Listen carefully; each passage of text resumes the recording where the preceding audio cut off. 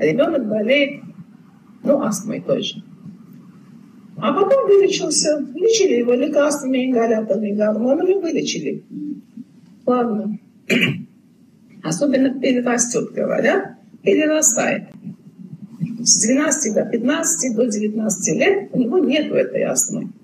Но потом что получается? Обычно дети, которые с детства болеют, после 3-4 лет болеют астмой, они, к сожалению, не живут дольше 30 лет. В 25-30 лет они просто погибают.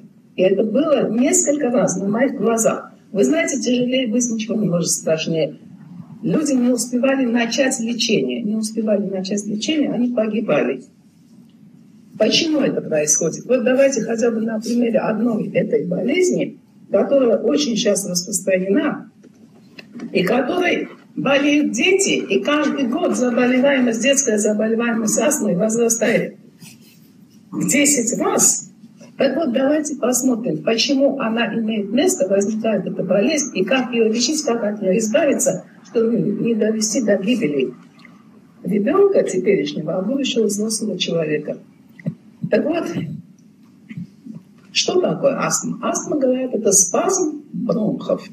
Да, конечно, это спазм, и с этим спазмом надо бороться. Не может дышать. Ребенок или взрослый, он не может дышать, он не может сделать выдох. Что нужно? Нужно расслабить бронхиальную мускулатуру. Есть возможность, есть для этого много бронхолитиков, так называемых, и так далее, в ингаляторах. Вы дышите, все, вздохнули, живем дальше, потом опять дышим и так далее. Но вроде ничего.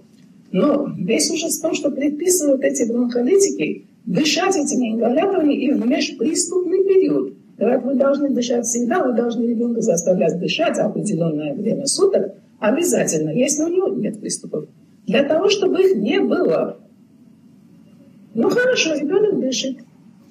А в конце результат какой? Через лет 10.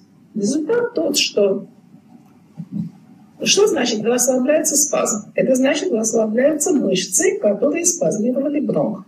Находится гладкая мускулатура между хрящами, которые образуют бронх. Вы представляете, да, что такое бронх? Представляете, это хрящевая трубка. Трахея толстая, потом другие поменьше. И, наконец, самые мелкие капиллярные бронхи, бронхиолы, так называемые, которые входят в каждую альвеолу. Так вот, все бронхи состоят из хрящей, соединенных гладкой мускулатурой. Значит, вот эти дилататоры, бронхолитики, они, то есть расслабляющие мускулатуру и снимающие спазм, они расслабляют мускулатуру. Но надо же постоянно их принимать, чтобы не было спазма. Так вот, они постоянно ее расслабляют. А постоянно расслабленная мускулатура парализуется в конце концов.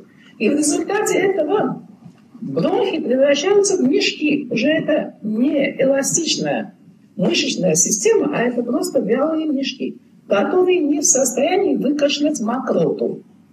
А если не в состоянии это сделать, значит, она накапливается, накопилась, наконец она душит человека уже в 25-30 лет. Вот вы понимаете, а откуда мокрота? Почему она там завелась? Что это такое? Это просто мертвый белок, мертвая слизистая вот этой бронхиальной стенки. А почему она стала мертвая? Была живая, но вроде живые. Так потому что интоксикация у нас идет, внутренняя интоксикация, эндоинтоксикация. Ладно, внешняя. Внешние яды мы видим, знаем, загрязненный воздух и так далее, и так далее. Но пища тоже же сейчас наполнена ядами. Но как-то этого надо избегать, как-то сознательно избегать. По возможности дышать воздухом чистым, найти где-то в городе чистый воздух и какое-то время суток дышать и так далее, и так далее.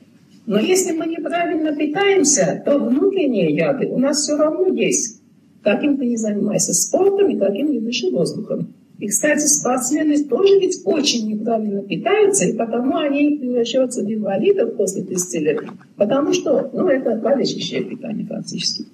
Так вот, это мертвая слизистая, то есть живая слизистая становится мертвой от ядов, которые идут из толстого кишечника. А почему это? У нас в кишечнике вырабатывается кадавирин, утрицин, фтамаины, индол, скатол, аммиак, сероводород. Недостаточно. Это все ядовитые продукты. Достаточно, по-моему, чтобы умереть. Но мы не умираем. А когда они вырабатываются? Они вырабатываются, когда мы едим Мясную пищу, животный белок.